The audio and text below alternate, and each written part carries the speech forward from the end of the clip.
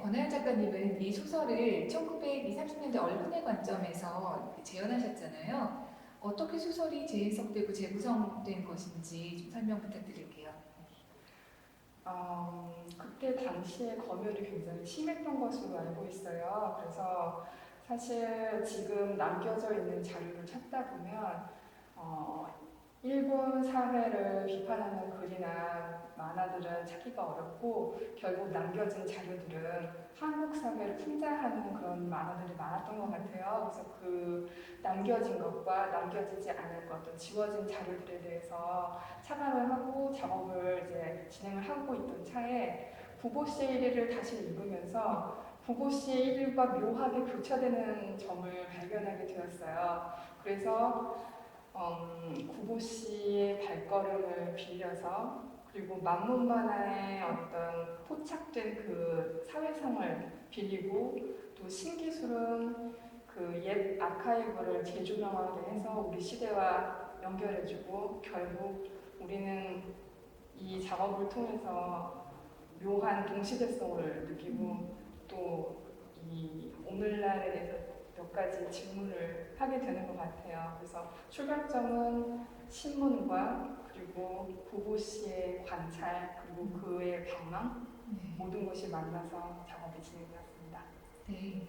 그 VL 속에 묘사된 100년 전 그 풍경들을 전부 이렇게 만문만화 캐리커처로 스타일을 만드셨잖아요. 네, 특별히 이렇게 만문만화 캐릭터들로 등장인물을 표현하신 이유가 무엇일까요? 저는 현실을 포착해서 표현하는 이미지보다는 애니메이션에 관심이 많은데요. 그 이유는 현실을 넘어설 수 있는 어떤 상상적인 자유를 허용하기 때문이에요.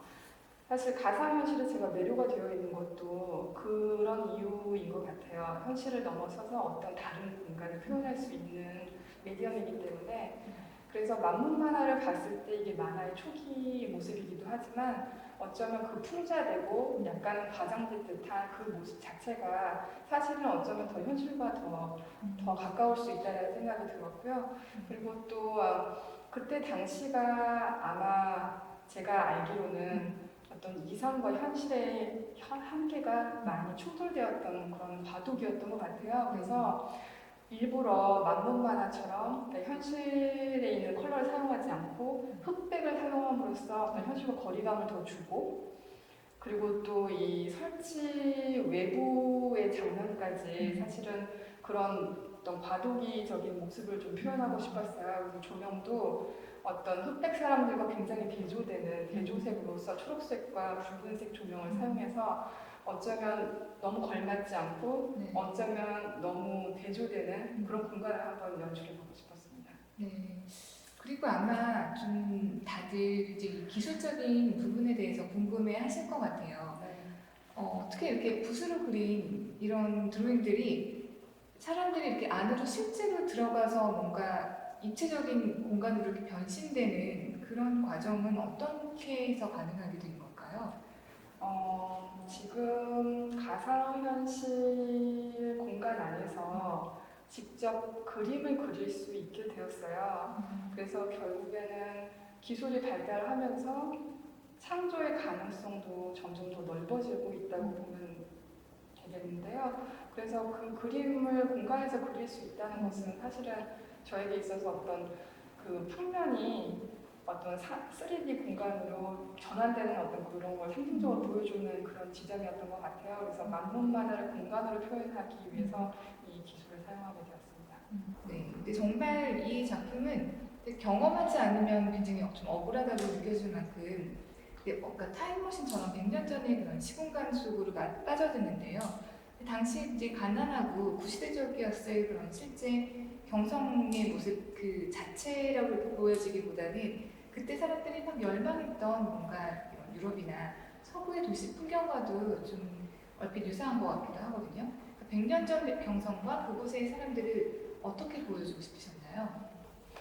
제가 만문 만화를 통해서 본 경성은 그 어쩌면 사진 자료라든지 남겨지는 과학적인 자료하고는 좀 다를 수 있을 거라고 생각해요. 왜냐하면 만문 만화를 그리신 그 분의 관점을 통해서 보는 거고요. 특히 그리고 어떻게 보면 좀 더 이상적인 공간으로 보여지길 원했던 것 같아요. 그래서 사실은 뭐 건물도 그렇고 사람들의 어떤 몸의 비율이라든지 어쩌면 그러니까 어떤 과장된 사람들의 동작이라든지 그래서 약간은 어색하고 약간은 뭔가 문제가 있는 듯한 그런 공간으로 모순적인 공간으로 좀 표현되길 바랬어요.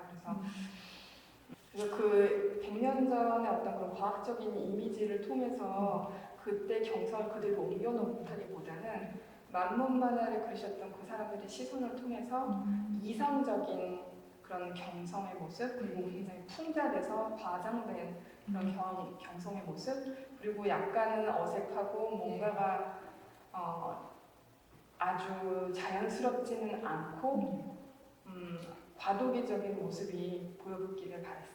네.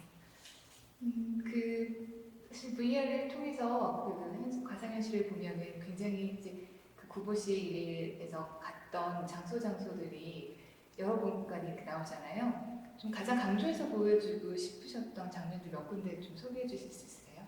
네, 참 만문 만화를 보면서 제가 약간 놀랐던 점은 정말 우리 지금 시대하고 그렇게 다르지 않을 수도 있었구나 라는 생각이 들었어요. 예를 들어서 전차 안에 들어가게 되면 보여주는 장면이 이제 여성 비판적인 그런 장면이 있어요. 그 여성 혐오증, 오늘날 여성 혐오증과 좀 같이 비교될 수 있는 그런 남성의 시선으로 본 여성을 이제 풍자하는 그런 만문만화가 엄청 많더라고요. 그 이유는 아마 그때 당시 만문만화를 그리시던 분이 전부 다 남성이었기 때문에 그랬을 거라고 생각해요. 그래서 거기에 대한 여성상, 남성 눈에 비치는 여성상 그리고 또 구보씨도 마찬가지로 거기에 포착을 해서 어떤 여성상에 대한 묘사를 해주시는 부분도 있고요. 또 다른 장면은 저한테 좀 인상이 깊었던 것은 그때 당시 검열이 굉장히 심했던 것으로 알고 있는데 1장기 말소 사건은 우리 입장에서 어떤 정보를 어떻게 지운 사건이잖아요. 그래서 우리 입장에서 지웠던 그런 상징적인 그런 사건도 같이 30년대에 섞어서 그 시대를 좀 보여주고 싶었어요. 어떻게 보면 지웠던 그 힘의 어떤 교류가 되었던 그런 시대였던 것 같고 그리고 또 맨 마지막에 구보씨가 오랜 방랑 끝에 비가 부슬부슬 오는데 결국에는 어떤 희망을 찾아서 그리고 글을 쓰겠다는 의지를 찾아서 다시 돌아가겠다는 그 마지막 장면에 주목을 좀 해주셨으면 좋겠습니다.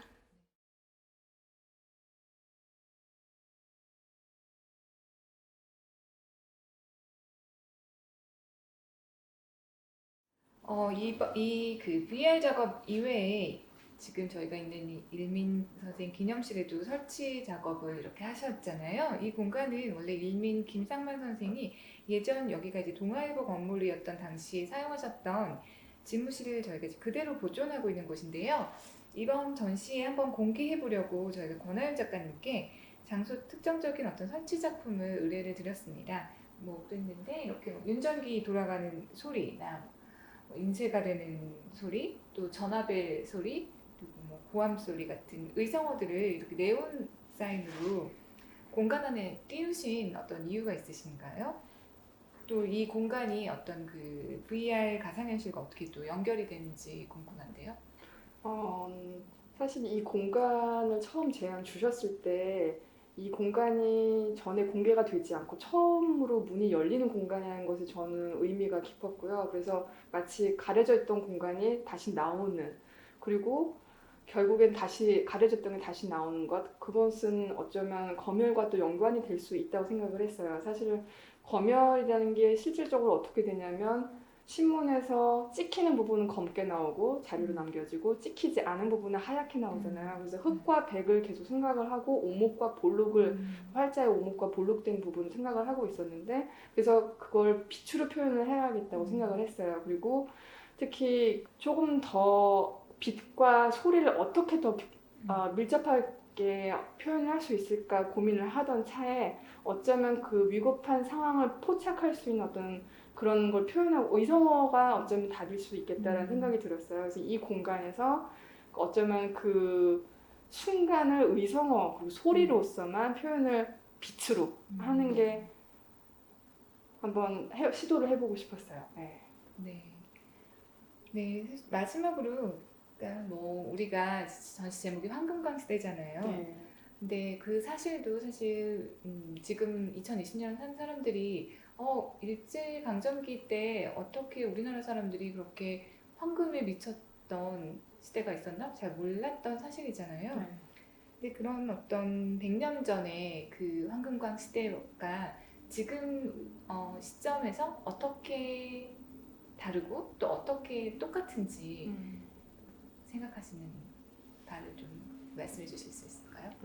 어쩌면 지금 사회에서 좀 다른 점을 찾아보자면 어쩜 개인의 행복에 대한 어떤 관심이 요즘 시대에 좀 더 많이 높아진 것 같아요. 그렇지만 그 이외에 어떤 물질 위주의 사상이라든지 또 아니면 어떤 여성을 바라보는 남성의 시선이라든지 또 어쩌면 사실 검열 같은 것도 사실은 여기저기서 아직도 되고 있는 상황이라고 저는 보고 있거든요. 그래서 결국에는 조금 안타깝기도 하지만 그때하고 지금하고 의외로 공통점이 많은 것 같아요. 그래서 앞으로 우리가 얼만큼 또 어떻게 나갈지 의문이 생기기도 하고요. 그래서 혹시 100년 후에 또 이런 기회가 주어져서 어떤 작가가 작업을 하게 되면 제가 했던 이런 같은 결론이 나리지 않기를 바라요.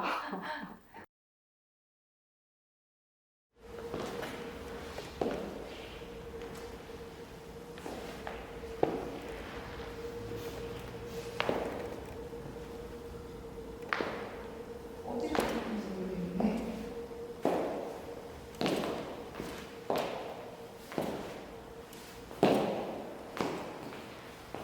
길을 잃어요.